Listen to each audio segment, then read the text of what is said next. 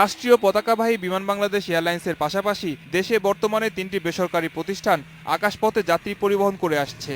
বেসামরিক বিমান চলাচল কর্তৃপক্ষের কাছ থেকে চূড়ান্ত অনুমোদন নিয়ে ফ্লাইট শুরুর অপেক্ষায় আছে আরও 2টি প্রতিষ্ঠান। এছাড়াও লাইসেন্সের আবেদন পড়েছে আরও ডজন খানেক। দেশের ছোট এই বাজারে এত লাইসেন্স কেন দেয়া হচ্ছে, এর জবাবে ক্যাব প্রধান জানালেন, কেউ অনুমোদন ছিল তো আপনি বন্ধ করে রাখতে পারবেন না।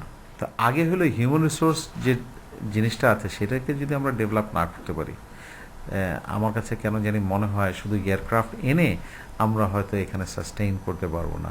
প্রায় 1 বছর আগে যাত্রী পরিবহন শুরু করে নতুন এয়ারলাইন্স নোভো এয়ার। চাহিদার চেয়ে বেশি সরবরাহ এবং দক্ষ জনবলের অভাব বাণিজ্যিক এয়ারলাইন্স ব্যবসার সবচেয়ে বড় বাধা বলে জানালেন এর ব্যবস্থাপনা পরিচালক। আমাদের যেটা হচ্ছে এই সাপ্লাই চেনটা আমরা ডেভেলপ করলাম, ব্যাকওয়ার্ড লিঙ্কেজটা কিন্তু এখন আমরা ডেভেলপ করিনি। নতুন যে ইনভেস্ট করতে আসবে তাকে একটু চিন্তা ভাবনা করে আসতে হবে যে আমি মার্কেটকে ওভার সাপ্লাই করে আমি সাস্টেন করতে পারবো কিনা। প্রতিযোগিতায় টিকে থাকতে না পেরে মাত্র 1 দশকে ঝরে পড়েছে বেশ কয়েকটি দেশীয় এয়ারলাইন্স।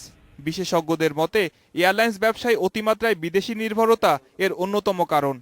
আমাদের দেশের এয়ার এভিয়েশন বা এভিয়েশন ইন্ডাস্ট্রিতে রিসোর্স পার্সন খুবই কম, ট্রেন বা এক্সপিরিয়েন্স পার্সোনালিটি খুবই কম, যার জন্য আমরা যে এখন দেখবেন যে কয়েকটা নতুন এয়ারলাইন্স আসছে, সাথে সাথে কিন্তু অন্য এয়ারলাইন্সগুলোতে টান পড়ে গেছে।